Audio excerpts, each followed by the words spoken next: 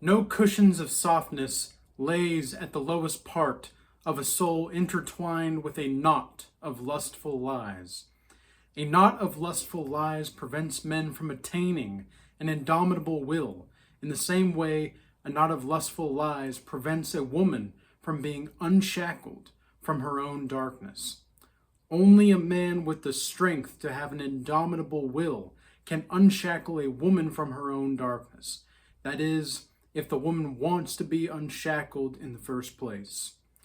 That's an excerpt from my book, The Book Voldishness, and something that I think we need to talk more about as men is how to inspire devotion in women, because there's a lot of men that don't know what that looks like, and a lot of men are just simply not great enough to be having women wanting to be devoted to him. And some of the men that you'll see that are the godlike savages among us have women that are devoted to these godlike savage men almost too much. And it's not a bad thing. It's just that we need to really analyze the situation, and we need to accept that women are generally manipulated by the society that we live in. And they're more manipulated than most of us would like to admit. And men are manipulated to cater to and to serve the women and to serve their image of who they believe they are. And it's really appearance. It's an appearance, it's not an image, because appearances are momentary, whereas an image is more of an everlasting, timeless quality. And I think that we have failed as men to teach women that whoever is trying to lie to women or to people in general, whoever's trying to lie and fool them is the enemy to their soul. Because if you're trying to be truthful, but maybe you don't have the truth, maybe you're trying to be truthful, but you don't know how to articulate it, and you end up kind of confusing yourself, that's not really evil, right? It's not really, maybe the devil has gotten into a bit, but it's not that you're evil. Whereas if somebody's intentionally trying to confuse you and manipulate you into something crass, then of course that is something that many people are not really aware of. And I think that the cognitive poverty that is being shown and revealed to us in our society at this moment, it's really a wonder how we are even where we are today, because it seems like nobody can really be truthful to one another anymore. It's very it's just hard to watch, it's just hard to watch as a man that is with Jesus Christ under the tree and just watching people just stroll into hell. That's what I feel like. I feel like I'm just under the tree with Jesus watching people stroll into hell, and I just have a hard time watching my fellow people who are sharing this common life to just cast themselves into oblivion for the sake of this false illusion that they want to believe is true. And the fact of the matter is, a lot of people don't even find themselves worthy of their own investment in themselves. And women specifically are not designed to take on the amount of trauma that they're being forced to have this in this day and age. It's just simply not the case. And men are not equipped with the psychological and spiritual resources to actually move beyond that. I mean, that's one of the reasons why I wrote this book. This book is for people that are wanting to go into the depths of spirituality, psychology, and really refine themselves in all different kinds of ways, because there's levels of developing your spiritual awareness. And especially when it comes to dealing with lies of the society, you have to go through these kinds of phases. And a lot of men, the reason that I talk about women that in the way that I do for men is so that they can understand that women are just one phase, one part. And I don't even like calling it a phase, but it's just women are just one part of this aspect of developing yourself as a man. And it is what it is. It's not like it's supposed to be something more than it isn't or is or whatever. It's just the way that this works is that you get into the kind of niche that I'm doing, for example, usually because you want to develop yourself so that you can be more attractive to the opposite gender. And when this happens, you do achieve that, but then you find that it's not really enough. And sometimes men will think that their lust and persisting in their lust will be the antidote to their suffering, and that is just simply not the case. The antidote is continuing on the path. And as I said, there's almost these levels where you'll start to grow more in awareness, and then the metaphysics, and then the epistemology of the universe and all of that. And you get to where you start to see that this whole reality is like a video game. And you know what's crazy is I've seen a lot of people right now claiming to be awakened, and they are not seeing through a lot of the BS going on right now. And I'm just baffled by these same people because I know that I don't know everything. I know that I don't have all of the answers, but I do know how to give people a godlike mindset. And I do know how to give you the tools to do that. Now, all you have to do is find the ability to see that you're worth the investment to actually cultivate that kind of mindset. One of the biggest hindrances to this life and being the kind of person that you know you're meant to be is your mindset. That's first and foremost. That's it, number one. If you cannot get your mindset right, if you find there's some sort of lack in your mindset, because usually what it is I find that when there's a lack of abundance in a person's life, usually their heart has been opened too much to the wrong people, or it's too closed off to the right situations or people. And we are teaching women subconsciously to not trust in the leadership of men. We're teaching men to not trust in the leadership of themselves through Christ. We're just not engaging in that operation and mode of being. And it's really difficult to watch sometimes. I mean, I have some weird questions I get from guys, just weird random questions, and it's not like it's their fault. It's not that it's not their fault for not knowing these answers to these questions.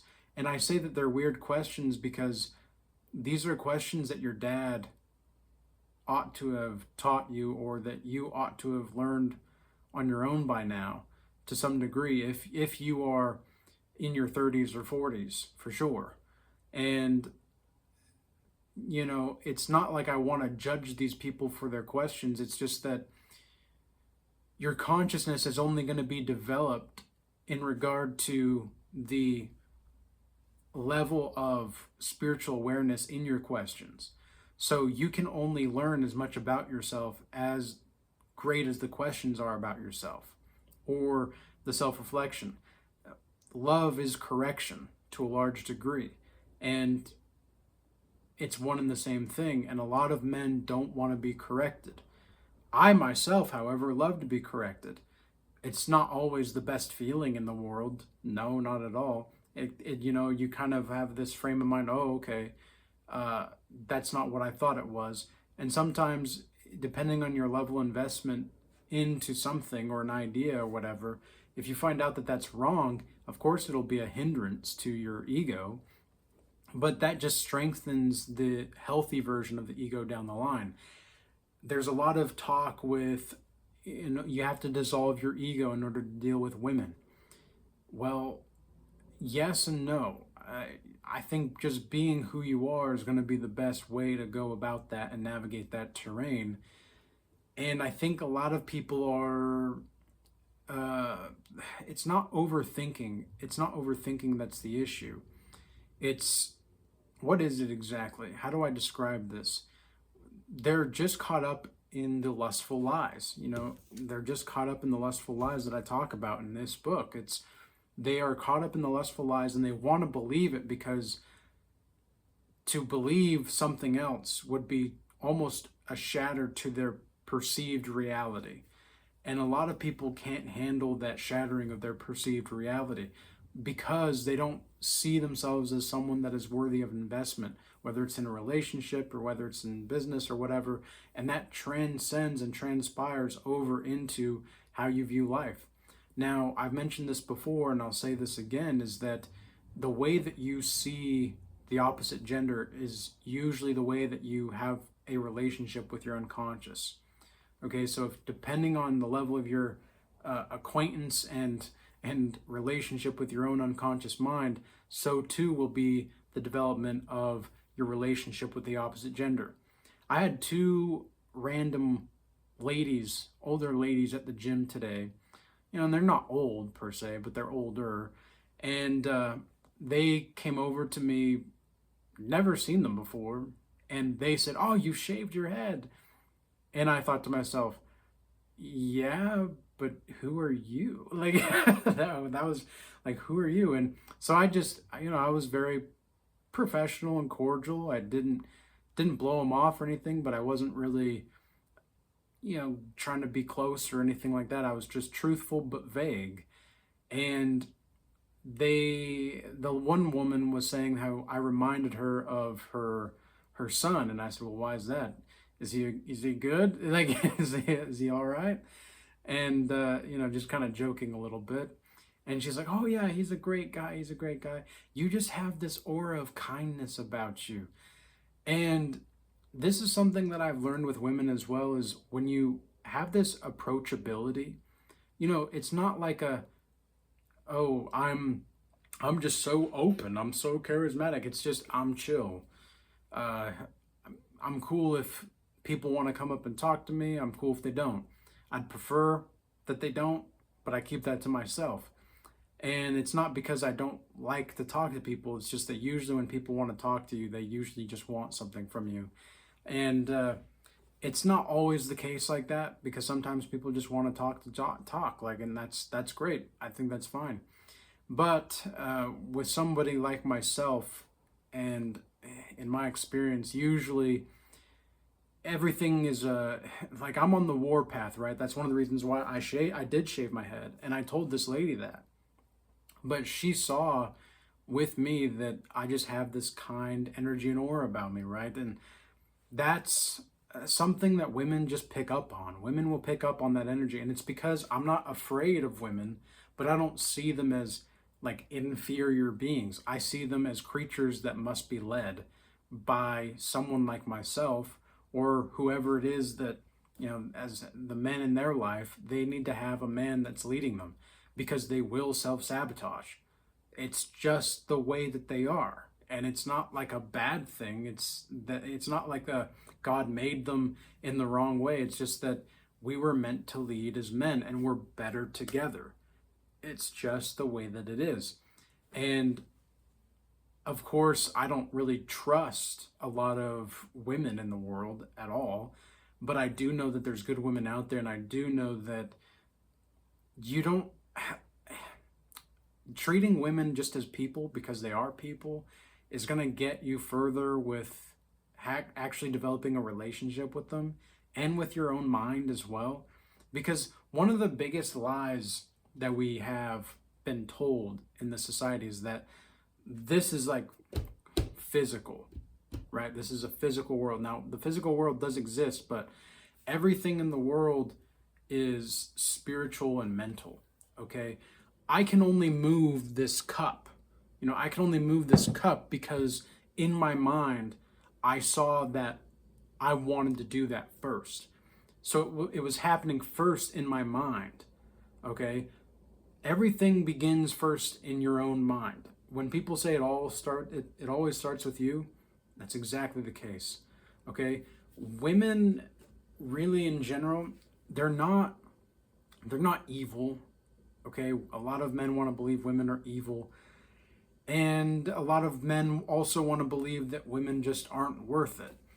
It's not that women really aren't worth it, it's that they're really misinformed and they don't want to believe the truth, or even it's not even they don't want to believe the truth, they want to believe the lie more than they want to accept the truth, because it means correction, and it hurts the appearance of who they believe they are, rather than seeing themselves with the image that they are, which is their soul that transcends time, that is the thing it's the thing that changes through time, rather. So I hope that this message was useful and insightful for you.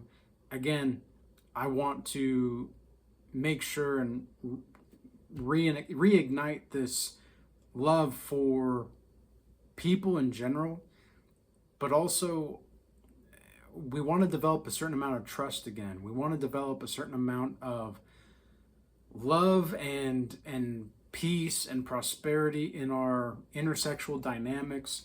It doesn't have to be a gender war. There doesn't have to be a gender war. There just doesn't. However, that doesn't mean that we as men just bow down to women. Okay, I am not going to bow down to a woman. I'm not going to get on one knee if I ask a woman to marry me. I'm just not going to do that. That's me. You know, if you want to bend the knee to the eternal image of the feminine, sure, go ahead, do it. But I'm not going to do that.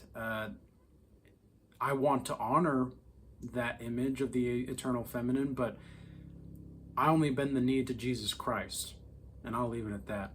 So, with all that being said, peace be with you. Until next time.